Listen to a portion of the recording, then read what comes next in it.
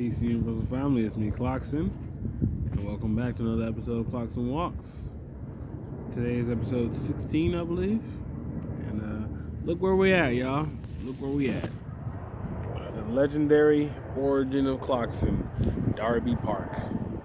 If y'all been following me for a minute, y'all know a good chunk of my journey, especially my spiritual journey, started here, y'all. Like, first time I discovered the brother Eric Bell, I learned about the things he was doing and why he became vegan. It was here. I was right over there, watching one of his videos, sitting there on my phone, and boom, I was like, you know what? I'm gonna become vegan. And if I'm not mistaken, I made a video right there too, saying, y'all go watch Eric Bell. I didn't have no locks, y'all, so this was past like around 3 years ago. So yeah, y'all, I just wanted to show the growth, physically and spiritually, and it's like everything is full circle. Y'all see I got a little beard going on now. Time is a funny thing, y'all. Time is a funny thing. And yeah, I just want y'all to look at this. Like, look at the beauty of this park. This park actually represents a lot to me now, especially because of the growth and development I've had personally. It's like this park is the Clocksyn Park. Like, we won't call it Darby Park no more. We'll call it the Clocksyn Park. It's really why I became Clocksyn. You know, like, for those of you that watch the video, like, that really started my journey, which was the art of frequencies and the art of, I think it was the art of frequencies. And that was the first one. The other one was the art of something else. Y'all can remember that, post it in the comments. I had 2 videos that I started. I did 2 of them in the same day. And yeah, that was a really good video. Yeah. So that kind of just launched my journey. And I know I told y'all beforehand, I was like, I want to get more personal with y'all. And start making more videos, not just about gaming and stuff. And I did, you know. Now, 3 years later, I'm a 5%er now. I got my Clocksyn brand going. I'm about to finally drop music after a billion years. And I made a lot more friends. I traveled the world to a degree. Went to Atlanta. Came back. Met some friends along the way. Made more friends. You know, a lot has happened in these past 2 years. And I just want to sit here and reflect. You know, talk about what I've learned. You know, not necessarily what I'm going to do next, but where I am now, you know. I'm much more patient now, I believe. Well, I know that. I'm not even going to say I believe. I know. I'm much more patient than I was. I am proud of myself, you know. There were times where I thought I was so different from everyone, so I was like falling behind. And like I needed to be like someone else. But I realized the more I stayed on my path, the more I attracted everything I wanted in my life, you know. And people around me who I was thinking they had things going, they ended up coming to me like, man, Clocksyn, I love how you stay composed and you on your path and you doing so many things. I'm like, wow, I never looked at it like that in my own life. People outside of me would tell me, huh? So me just sticking to my guns, me choosing to do this and then not do that, me choosing to just stay rooted in who I am, was the inspiring factor to other people around me, you know. And I thought I was just like, man, I made the wrong choices. I was making all the right ones because at the end of the day, for some reason, I chose to follow my gut. You know, there were times where I wanted to make decisions that didn't feel right, you know. I'm like, damn, if I do this, it might make me successful or it might do this, but it's like it's compromising too much of my spirit, you know. My spirit's telling me not to do it. My spirit's telling me to do this and stay like this and not break these codes. And it's like, I'm glad I followed that, you know. I'm glad I stayed on my path, and I'm glad I reached where I've reached now, you know. I wouldn't be here if I didn't stick to my guns. So just I'm proud of myself. I'm glad I stuck to it. I have a lot of gratitude for myself. It wasn't easy at all reaching the state I'm at now. You know, it took a lot of bravery. You know, there were times I was scared to make certain decisions because of how I would start to see myself, and I would question like, damn, am I losing myself? am I really gonna do this? You know, I just have to kind of reassure myself of things and not attach certain things to other things. Like if I change, does that mean I'm a bad person now? No. Just because I'm making this one slight pivot, it might seem big to a degree. It doesn't mean I'm gonna stop being a good person. Being a good person, being a righteous person, has nothing to do with a lot of the external things we connected to. You know, whether that be religion, or the color of our skin, or just all external things that can change. Not the color of your skin, of course, but you know, just like your identity, your external identity, your social identity. Even if those things do change. I remember before I became Clocksyn, I was up under another name, and I was like, damn, if I change this, what's gonna happen?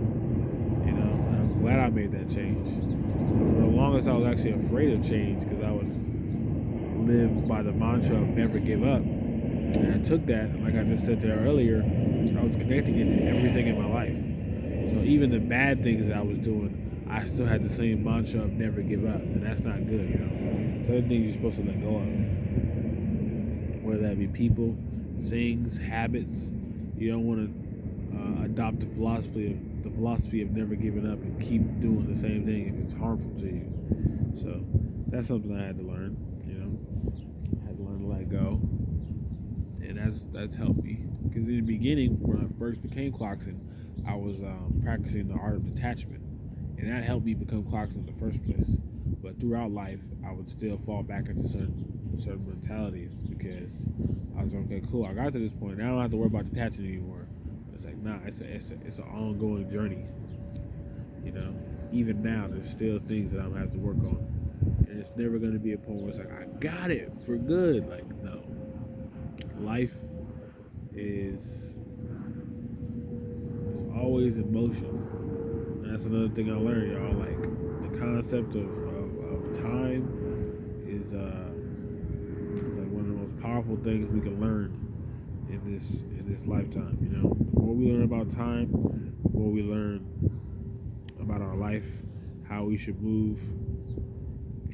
Because at the same time, someone will say we don't have a lot of time in this lifetime, but in reality, we have all the time. Because time is now. It's not really any future or any past per se. If you look at it a certain way, it's just the now. Things grow, things decay. But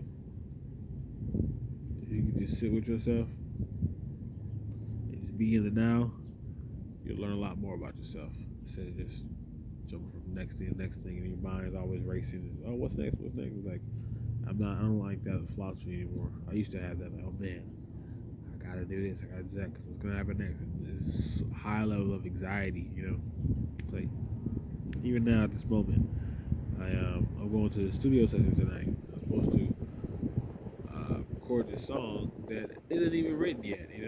So in the back of my mind, it's like, damn, Clocksyn, what are you gonna do when you get to the studio if the song isn't written? What if you can't make up the lyrics in the 4 hours that you're there? What if this? What if this? Like, man, stop it. I'm gonna figure it out. I'm gonna work it out as I always do. I could be stressed out that my birthday is 3 weeks away and I don't have all the songs finished, all the planning I have to do, or I could just accept the fact that I'm gonna get it done because I trust myself. I trust the process. I trust that in time, I will have the time, and I will have the patience, and I will have the flow to do it right, to do it proper. All before my birthday. You just gotta trust in yourself like that. Just like I trusted in myself when I went to Atlanta. I didn't know what would happen, but I told myself before I went, whatever happens, you need to do it to experience it. So trust in yourself, y'all. That's another thing I learned. I learned to trust in myself.